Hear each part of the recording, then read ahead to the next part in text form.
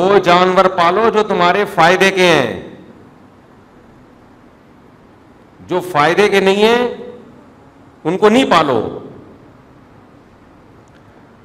तो खैर अर्ज ये कर रहा था मैं कि जानवरों की अपनी कोई लाइफ नहीं होती, वो हमारे मुलाजिम हैं, वो हमारे गुलाम हैं, हम जैसा चलाएंगे वैसा वो। अब देखो हमने कल अपनी 3 बतखें काट दी, 3 बतखें में लेकर आया था, वो गंद भी कर रही थी, मुर्गियों के पानी में घुस रही हैं।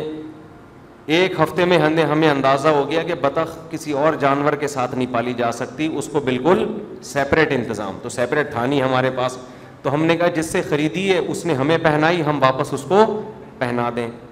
तो वो पहन नहीं रहा था वापस, तो फिर अब हमारे पास यही हल था कि हम काट के ज़बह करके खा जाएं, यही हल था ना। तो क्या ये जुल्म है?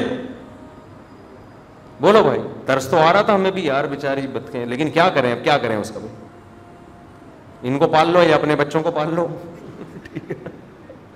गंद कर रही हैं, बीटें इतनी बड़ी बड़ी, जहां पानी नजर आ रहा है मुर्गियों का पानी भी खराब कर रही हैं। तो मैंने कहा यार या तो सेपरेट इंतजाम अब नहीं है, या तो इनके लिए कोई अलग प्लॉट खरीदे जाके आदमी, नहीं है तो फिर हल यही है, ये हमारी खिदमत के लिए हैं, हम इनकी खिदमत के लिए नहीं है। हम जो इनकी खिदमत कर रहे थे अपने लिए कर रहे थे, हमारे काम की नहीं है। मैंने लड़कों से कहा, मैं सब कह रहे माशाल्लाह बड़ी अच्छी बतखें, मैंने कहा आज असर के बाद इन बतखों का जनाजा है। मैंने सबको यही कह रहे हैं, क्यों? मैंने कहा बस आज इनका जनाजा है, क्योंकि अभी हमारी खिदमत नहीं कर रही, अपनी खिदमत हमसे ज़्यादा ले रही है। तो जब जानवर आपसे खिदमत ले और आपको आउटपुट ना दे तो उसका हल क्या है? ज़बह करके खा जाओ उसको, फेंको नहीं, ज़ाया ना करो। ज़बह कर दी, अब 3 चॉपर भरे में, एक तो पका के कलम खा गए। बतख का गोश्त होता भी बड़ा मज़े का है, फुल ऑफ प्रोटीन है, लेकिन पकाने वाला होना चाहिए उसमें, क्योंकि हीक होती है। तो अदरक लहसुन ज़रा सही तरह से डाल के उसकी हीक ख़त्म करें, मज़ा ना आए पैसे वापस। तो मेरे भाई असल इस कायनात में कौन है? अब तो जानवरों को भी मकसूद बना लिया है। ऑस्ट्रेलिया में गया, वहाँ इतने बड़े बड़े अस्पताल अलग से जानवरों के, कैंगरू कोई टक्कर हो जाए तो उसको आप हॉस्पिटल लेके जाएं, उसकी हड्डी जोड़ते, ठीक है, ये कोई गलत नहीं है। नबी सल्लल्लाहु अलैहि वसल्लम ने फरमाया इन्नल्लाह कतबल इहसान अला कुल्ली शै, जिस मखलूक के साथ भी अच्छा सलूक करोगे उस पर अजर मिलेगा, ये तो कोई बुरी बात नहीं है। लेकिन उसकी वजह से आप अपने अहम कामों में रुकावट बनना शुरू हो जाए।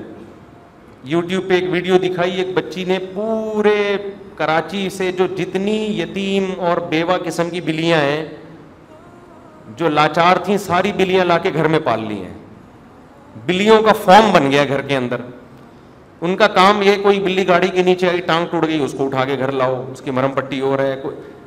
तो अब ये जो आप अपनी सलाहियतों को इसमें इस्तेमाल कर रहे हो, ये शरीयत में पसंदीदा काम नहीं। इसमें आपका टाइम, आपका पैसा इतना सर्फ हो रहा है, ये पैसा आप इंसानों पे सर्फ करते। छोड़ दो भाई उसको, ये फितरत का हिस्सा है, कोई बिल्ली गाड़ी के नीचे भी आएगी, कोई टांग भी टूटेगी, कोई गटर में भी, ये छोड़ दो उसको।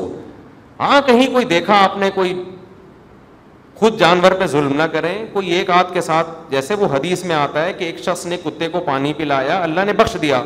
अब ये तो नहीं कि उसने कुत्ता सेंटर खोल लिया, कोई क्या ख्याल है, कोई ट्रस्ट खोल लिया कि जितने प्यासे कुत्ते हैं हमारे यहाँ फी सबीलिल्लाह उनको रूह अफ़ज़ा पिलाया जाता है।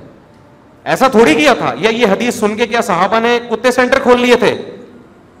बस एक बता दिया भाई, किसी जानवर को अगर आप देख रहे हैं तकलीफ में तो उसकी तकलीफ दूर कर दें बस।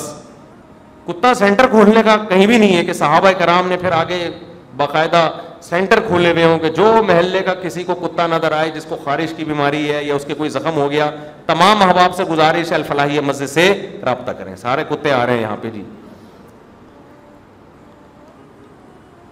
तो अपनी सलाहियतों को इंसान किस पे खर्च करे? इंसानों पे। मकसूद कायनात जानवर नहीं है, बल्कि क्या है? इंसान है। गैर मुस्लिम तो आखिरत को मानता नहीं है ना, इसलिए वो ये चीजें नहीं समझ में आएंगी उसकी। जो आखिरत को मानते हैं, मजहब को मानते हैं, उनको तो इन चीजों को मानना पड़ेगा। समझते होगे नहीं समझते? तो इंसान बात घूम फिर के वहीं, ये घड़ी खराब हुई हुई है, मुझे सही टाइम का कैसे पता चलेगा भाई? मैं अपनी घड़ी भी भूल आया हूं घर में। 15 मिनट तो है, मुझे तो इसको सही करें ना कोई, या कुछ रख दें वॉच यहाँ। अच्छा, इस खुशी में पानी तो पिला दें थोड़ा सा ठंडा गर्म मिला के। तो इंसान को अल्लाह ने बनाया है, वो अपने दिमाग से सोचता है। वो अगर अच्छा कर रहा है इस पे सवाब मिलेगा, क्योंकि वो मजबूर होके नहीं कर रहा, वो अपनी मर्जी से कर रहा है। कुत्ता वफा अपनी मर्जी से नहीं कर रहा, आप वफा कर रहे हो अपनी मर्जी से। समझते हो? जज़ाकल्लाह जी।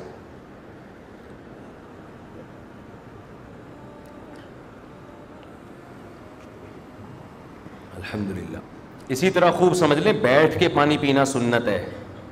नबी ने मना किया एक हदीस में खड़े होकर पानी पीने से, लेकिन दूसरी हदीसों में खड़े होकर पानी का भी सबूत मिलता है।